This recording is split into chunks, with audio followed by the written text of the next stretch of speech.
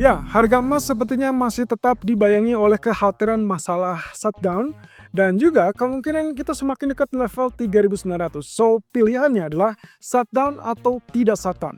Kalau shutdown, berarti kemungkinan proyeksi emas akan lebih cepat sentuh level 3.900 dan itu berarti mengabaikan konsekuensi dari data ekonomi yang akan muncul. Bahkan, sangat mungkin konsekuensinya lah kita tidak akan mendapatkan data dari non-farm payroll hari Jumat. Tapi kalau misalkan tidak ada shutdown, maka semua akan kembali normal dan kembali ke titik dasar atau titik utama, yaitu fokusnya adalah data ekonomi. Tapi kira-kira bagaimana pergerakan saja? Ini adalah ulasannya. Oke, yang kita sempat kemarin bahas di live streaming adalah kaitannya dengan pergerakan dari US Treasury Yield yang ternyata betul-betul kembali dalam jalur penurunan. So, saya asumsikan bahwa ini masih tetap dalam agenda utama atau agenda terdekat, yaitu kekhawatiran deadline akan dilewati, kemudian juga akhirnya berujung kepada shutdown. Oke, Anda perlu perhatikan dari sejak ada munculnya doji candle, dua candle terakhir atau lebih tepatnya satu candle terakhir, kemudian ditemani dengan candle terakhir yang saat ini sedang berjalan, sedang mengalami penurunan kembali. Jadi pada dasarnya ini memberikan isyarat bahwa apa yang terjadi dalam 1 atau 3 hari terakhir itu adalah pull up lalu kemudian menguji resisten sebelum akhirnya kembali turun. Berarti kalau begitu jalur utamanya setelah terjadi breakout, maka berikutnya adalah pullback, dan pullback ini hanya menguji lalu kemudian dia akan lanjutkan dengan penurunan seperti demikian. Persis dengan apa yang kita harapkan dari sejak hari Jumat kemarin. Oke, kemudian terkait dengan US dollar atau DXY-nya, kelihatannya sedikit mengalami perlawanan tadi malam atau lebih tepatnya tadi pagi karena dia sempat dibuka dengan gap up. Walaupun kita lihat lagi di sini, candlestick-nya tetap ditutup dengan negatif atau penurunan. Berarti kalau gitu teorinya dari sejak hari Jumat kita memperkirakan bahwa level akan terbentur dengan level resisten dari trend channel. Tentunya ini juga yang mengakibatkan kenapa dia agak sulit untuk mulai kenaikan lanjutan. Dan terlebih kalau misalnya kita ambil garis datar seperti demikian, ini juga menunjukkan betapa kuatnya level resisten terdekat dari areal tersebut. Nah, kita tinggal tunggu sampai nanti malam atau lebih tepatnya sampai pergantian hari. Karena di jam 00 waktu Washington, itu berarti di jam 11 hari Rabu siang waktu Indonesia bagian Barat. Kemungkinan kita akan mendapatkan jawaban apakah itu akan terjadi shutdown apa tidak. Atau bisa saja pengumuman dari Presiden Trump nanti malam di jam 10 bisa memberikan isyarat apakah betul-betul akan menjadi shutdown kembali atau tidak. Nah, proyeksinya atau konsekuensinya adalah kaitannya dengan pergerakan US dollar yang relatif bisa dibilang akan relatif negatif ya atau turun. Di sisi lain, kita juga belum punya alasan yang tepat untuk melakukan pembelian dari pound sterling. Itu sebabnya kelihatannya kemarin pun begitu dolar mengalami pelemahan, Anda bisa lihat di sini kenaikan yang terjadi pada pound sterling ternyata terhenti di level sekian. Dan itu berarti tidak menandakan posisi bullish yang sangat kuat. Itu artinya kalau kita kembali ke titik dasar bahwa apa yang terjadi pada long candle seperti ini, maka proyeksi yang kemarin terjadi adalah tidak lepas atau tidak tembus dari resisten kedua. Artinya kembali lagi ke jalur penurunan, sehingga itulah sebabnya kenapa kami lebih merekomendasikan kemungkinan potensi penurunan ataupun pelemahan pound sterling.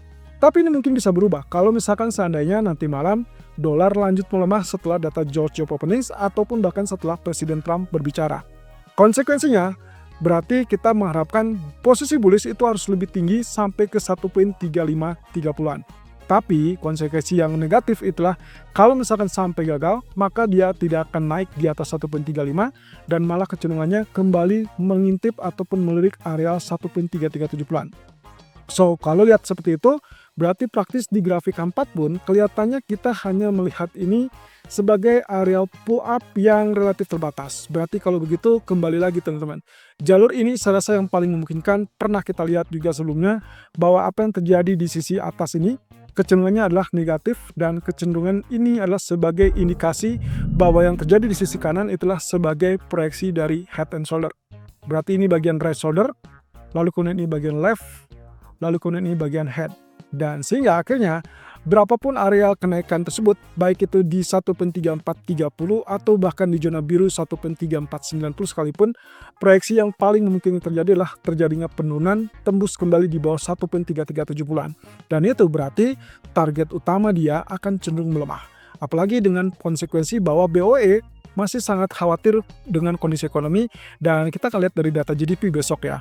Posisinya itu akan negatif untuk perkembangan terbaru dari POE. Tapi seandainya misalkan nanti malam dolar melemah, maka yang paling memungkinkan adalah kita akan lihat kenaikan, tapi dia wajib tembus di atas 1.3530 ke depannya.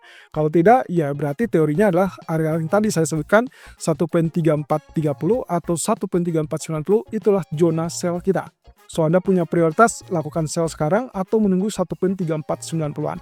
Nah, tapi hati-hati dengan level terendah di 1.3330 itu juga bisa menjadi perlawanan yang efektif, terutama kalau misalkan dolar tiba-tiba mengalami pelemahan lebih lanjut, lebih dalam atau lebih tajam saat pengumuman terjadinya shutdown. Oke, kemudian proyeksi berikutnya dari crude oil yang ternyata benar adanya bahwa kemarin kita sudah sempat singgung bahwa kenaikan bersifat sementara. Lagi-lagi areal ini kembali menahan dan itu membuktikan bahwa betapa kuatnya resisten 66 ataupun 65.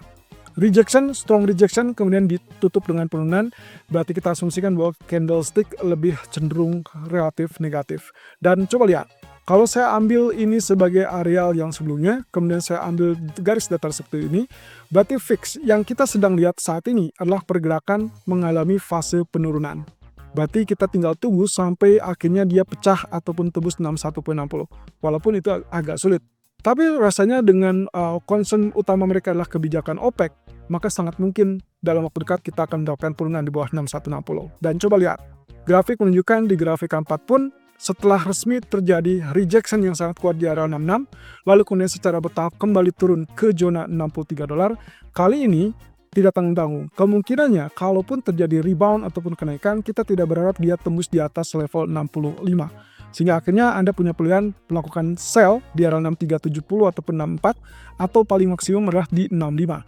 Tapi asumsi saya adalah area 64 pun sudah cukup untuk mendekati ataupun menekan kembali harga kembali ke level 62 ataupun bahkan 61. Dan ujungnya Anda harus hati-hati di 6160. Setelah 1, 2, 3, 4, 5, dan mungkin ini adalah ke-6 kalinya.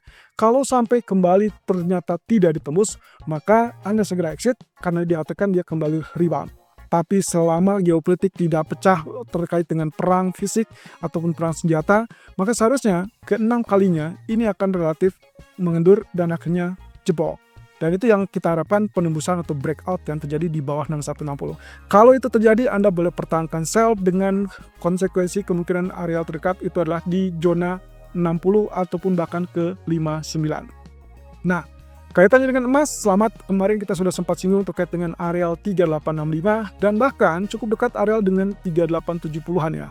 Itu posisinya kalau lihat dari grafik 4 kurang lebih seperti demikian. Ini berarti kaitannya dengan ascending broadening wedge yang kita tandai dari sejak awal minggu lalu, itu cenderung masih tetap dominan.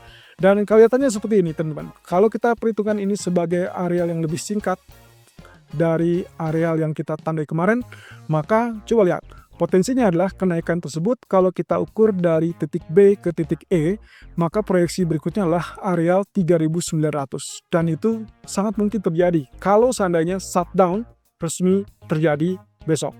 Artinya dalam pidato Presiden Trump nanti malam di jam 10, itu kemungkinan kita akan mendapatkan clue yang mungkin bisa dibutuhkan. Tapi sebaliknya teman-teman, kalau misalkan ternyata tidak terjadi yang namanya shutdown dan terhindar shutdown di menit-menit terakhir, maka hati-hati, proyeksi emas bisa saja turun sangat-sangat cepat dan sangat tajam. Dan proyeksinya coba lihat, areal biru ini akan berada di kisaran 3790. So, kalau dengan level tertinggi 3870 saat ini atau 72 saat ini, dengan proyeksi sampai 3790 saja, itu berarti hampir $100 penurunannya. Jadi artinya penurunan ini akan sangat signifikan.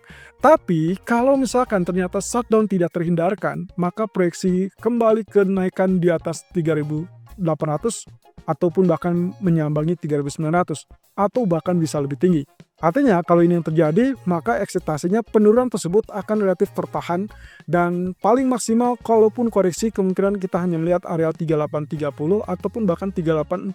Itu sebabnya di artikel terbaru kami di siang hari ini, kami mencantumkan areal baru untuk buy adalah di 3840-3845.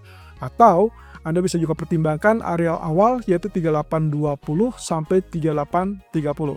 Tapi sayangnya kalau misalkan ternyata dia sentuh 3820, itu pertanda bahwa ada kemungkinan dia kecenderungannya tembus di bawah 3.800 kembali untuk melakukan proyeksi penurunan ataupun koreksi tajam yang dikhawatirkan adalah terjadinya kesepakatan tersebut. Jadi konsekuensi dari kesepakatan itu akan menciptakan peluang untuk turun sampai 3790 ataupun bahkan 3750-an. Nah, konsekuensinya tentunya setelah data ekonomi ataupun setelah job opening, lalu kemudian pidato Presiden Trump, kalau ternyata terhindar dari posisi hal tersebut shutdown, maka ini proyeksikan sebagai penurunan yang cukup tajam dan ujung-ujungnya adalah kita akan kembali ke masalah non-farm payroll. So hati-hati untuk nanti malam ataupun sampai besok pagi, kita masih tetap dibayangi antara shutdown atau tidak. Shutdown berarti kita akan melihat 3.900 semakin dekat dan sangat cepat, akan sangat mudah disentuh. Tapi kalau tidak ada shutdown, maka emas diproyeksikan turun dengan sangat cepat dan cukup tajam di bawah 3.800, tapi kemudian mereka akan fokus kembali ke data ekonomi.